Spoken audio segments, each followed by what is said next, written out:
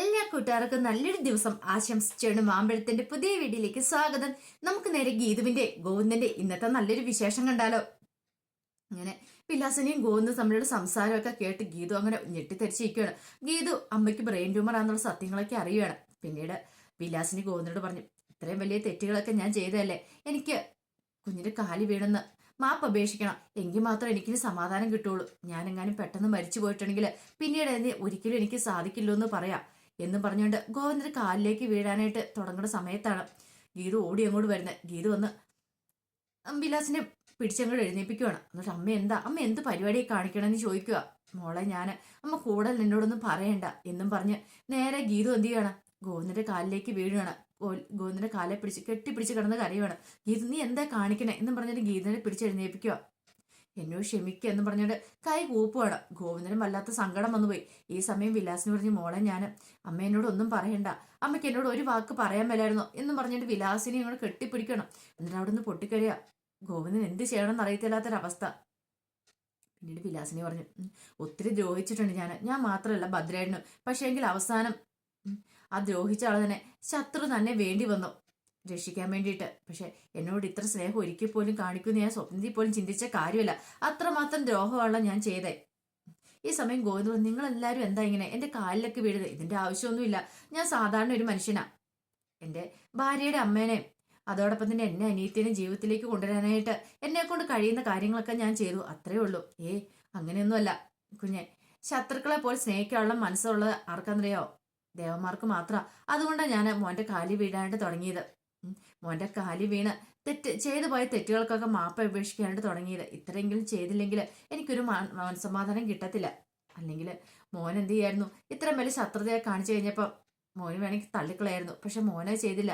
അത് മോന്റെ നല്ല മനസ്സിന് ഗുണഗണങ്ങൾ കൊണ്ട് അങ്ങനെയൊക്കെ ചെയ്തേ. അതുകൊണ്ടാ. ഈ സമയം ഗീത പറഞ്ഞു, എനിക്ക് സഹിക്കാൻ പറ്റുന്നില്ല കണ്ണേട്ടാ, ഒരു വാക്കെങ്കിലും പറയാൻ മേലായിരുന്നോ? ഇനി അതിനെക്കുറിച്ചൊന്നും ഓർത്തിട്ട് ഗീതു ടെൻഷൻ അടിക്കണ്ട. ഈ സമയം വിലാസിനി പറഞ്ഞു, അതെ എനിക്കറിയാം, എനിക്കിനിയപ്പോൾ അധികം നാളെ ആയുസൊന്നും ഉണ്ടാവില്ലെന്ന്. എന്നാലും കുഴപ്പമില്ല, അന്ന് എനിക്ക് പ്രശ്നമില്ല. എനിക്ക് മുകളിലേക്കുള്ള ദൈവത്തിന്റെ വിളി വന്നു കഴിഞ്ഞിട്ടുണ്ടെങ്കിൽ ഞാൻ അങ്ങോട്ട് പോകുമെന്ന് പറയാം. പക്ഷെ ഒരാഗ്രഹം മാത്രം ബാക്കിയുണ്ട്. അതെന്താ? എനിക്ക് പ്രിയമോളുടെ കുഞ്ഞിനെ കാണുന്നത് ഭയങ്കര ആഗ്രഹം ഉണ്ടെന്ന് പറയാം. ഈ സമയത്ത് ഗീത പറഞ്ഞു, അതൊന്നും അല്ല ഇപ്പൊ അത്യാവശ്യം. എത്രയും പെട്ടെന്ന് ഹോസ്പിറ്റലിൽ പോയി അഡ്മിറ്റ് ആകുക, സർജറി നടക്കുക, അത് മാത്രമാ.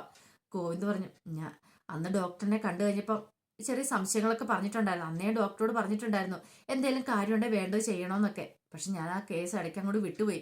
പക്ഷെ എന്ന് വിലാസിനി ആൻറ്റി കയറി വരുന്നത് കണ്ടപ്പോൾ ഞാൻ പെട്ടെന്ന് ആ കാര്യങ്ങളൊക്കെ ഓർച്ച് ഡോക്ടർ പറഞ്ഞ കാര്യങ്ങളൊക്കെ ആ സമയത്ത് എന്നെ ഡോക്ടറെ വിളിച്ച് കാര്യങ്ങളൊക്കെ തിരക്കി. അപ്പോൾ ഡോക്ടർ ഇങ്ങനെയൊക്കെ പറയണേ, എത്രയും പെട്ടെന്ന് നമുക്ക് സർജറി ചെയ്യണമെന്ന് പറയാം. ഈ സമയം വിലാസിനെ വേണ്ട മോനെ, എനിക്കറിയാം സർജറി ചെയ്താൽ ഞാൻ ഇനി രക്ഷപ്പെടാൻ പോകുന്നില്ലേ. അങ്ങനെയൊന്നുമില്ല ആൻറ്റി. സർജറി ചെയ്തിട്ടുണ്ടെങ്കിൽ രക്ഷപ്പെടേണ്ട കേസാണെങ്കിൽ രക്ഷപ്പെടും, ഉറപ്പായിട്ടുള്ള കാര്യമാണ്. അതൊന്നും ഓർത്ത് ആൻറ്റി വിഷമിക്കേണ്ടെന്ന് പറയാം.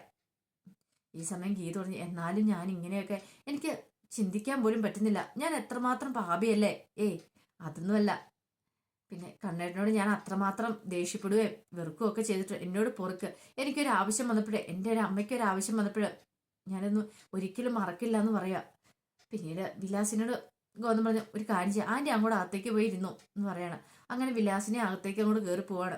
ഈ സമയം ഗീത പറഞ്ഞു, എന്നോ ക്ഷമിക്ക് കണ്ണേട്ടാ, എനിക്ക് അറിയില്ലായ്മയാണ് ഞാൻ ചെയ്തു പോയത്. പാവം എൻ്റെ അമ്മ എന്നോട് എത്ര വട്ടം തലവേദന എന്ന് കരഞ്ഞു പറഞ്ഞിട്ടുണ്ടെന്നറിയാം. പക്ഷെ അന്നൊന്നും ഞാൻ അമ്മേനെ വിശ്വസിക്കാനായിട്ട് കൂട്ടാക്കിയില്ല. ഇപ്പോഴെനിക്ക് എൻ്റെ ആ ബുദ്ധിമുട്ട് മനസ്സിലാകുന്നത്. ഞാൻ എൻ്റെ അമ്മയോട് തെറ്റാണല്ലോ ചെയ്തേന്നൊക്കെയുള്ളത്. ഇനിയിപ്പോൾ അതൊന്നും ഓർത്ത് സങ്കടപ്പെടണ്ട. അല്ല, ഞാനൊരു കാര്യം ചോദിച്ചോട്ടെ, എൻ്റെ അമ്മ ഇനി ജീവിതത്തിലേക്ക് തിരികെ വരുമോയെന്ന് ചോദിക്കാം.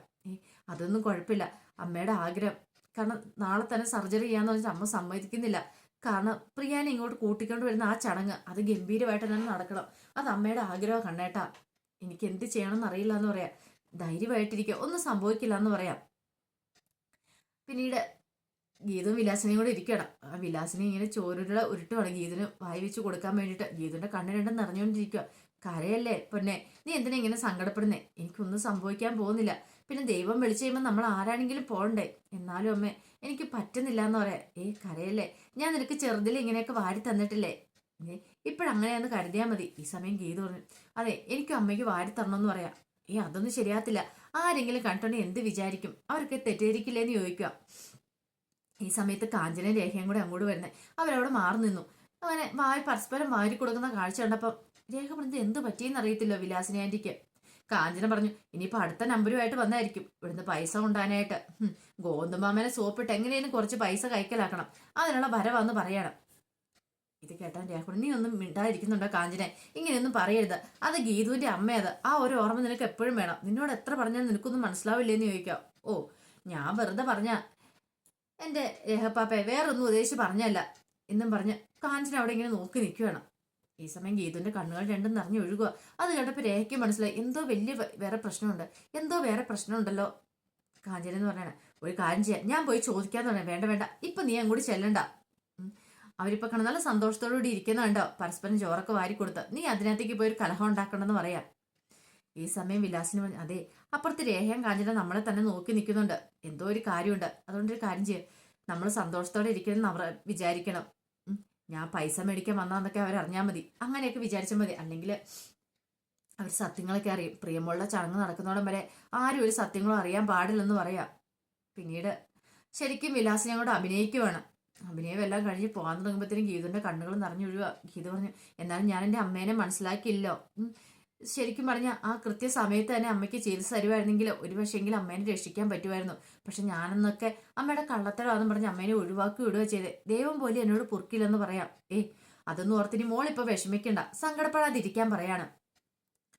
പിന്നീട് വിലാസിനെ അങ്ങോട്ട് പോകാൻ എഴുന്നേറ്റിട്ട് പറഞ്ഞു അതെ, പറഞ്ഞൊക്കെ ഓർമ്മയുണ്ടല്ലോ, എത്രയും പെട്ടെന്ന് എനിക്ക് അത്രയും പൈസ കിട്ടണമെന്ന് പറയാം, ഇല്ലെങ്കിൽ ഞാൻ കാണിച്ചു തരും, ഞാൻ ഒരു വരുമ്പം കൂടി ഇങ്ങോട്ട് വരും എന്നൊക്കെ പറഞ്ഞുകൊണ്ട് ഗീതനും ഭീഷണിപ്പെടുത്തുന്ന പോലെ പറഞ്ഞുകൊണ്ടിരിക്കുകയാണ്. എന്നിട്ട് നേരെ അങ്ങോട്ട് ചെന്നു. ആഹാ ഇതാരാ, രേഖയും കാഞ്ചനയോ, അല്ല ഞാനും കൂടെ ഇറങ്ങിയേക്കോട്ടോ എന്ന് പറയാം.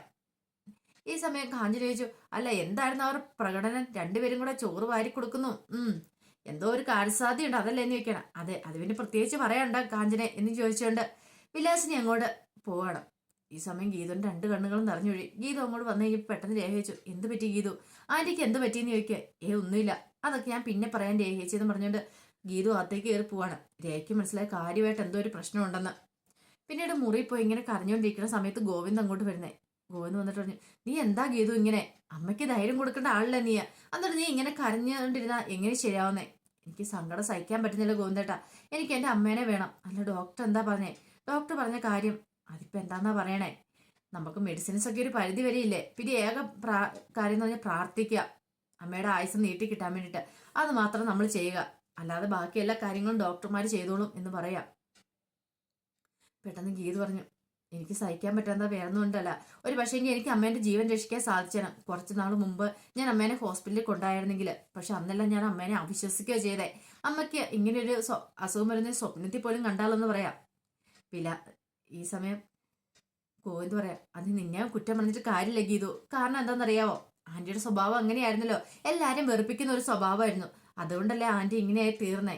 ഇനിയിപ്പോ അതൊന്നും ഓർത്ത് നീ വിഷമിക്കണ്ട, അവർക്ക് വേണ്ട ആശ്വാസവാക്കുകൾ പകർന്നു കൊടുക്കേണ്ട ആള് നീയാ, നീ ഇങ്ങനെ തടന്നു പോലെ എങ്ങനെ ശരിയാവണമെന്ന് ചോദിക്കുക.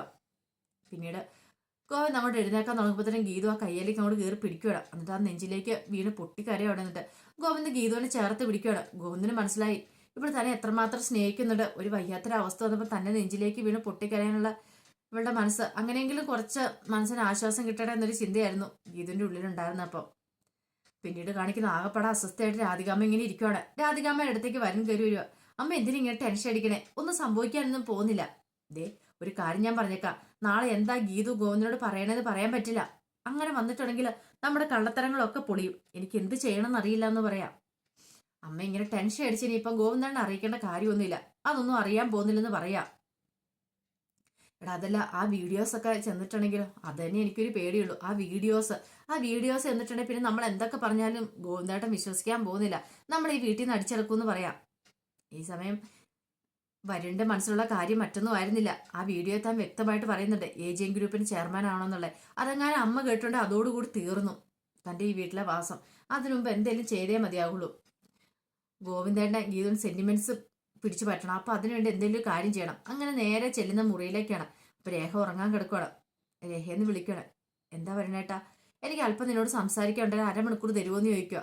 അതെ രാവിലെ എഴുന്നേക്കണം, നാളെ പ്രിയമോളുടെ ചടങ്ങല്ലേ, അപ്പൊ കുറെ കാര്യങ്ങൾ ചെയ്തു തീർക്കാണ്ട്, അതുകൊണ്ട് ഞാൻ ഇന്ന് കിടന്നുറങ്ങിക്കോട്ടെ, സംസാരിക്കാനുള്ള നമുക്ക് പിറ്റേ ദിവസം പകലാളിൽ സംസാരിക്കാലോ, നാളെ പകലാളിൽ സംസാരിക്കാം, വരണേട്ടൻ കിടന്ന് ഉറങ്ങാൻ നോക്ക് എന്നും പറഞ്ഞ ഗീത തലവഴി പുതപ്പിട്ട്, ഗീതു അല്ല സോറി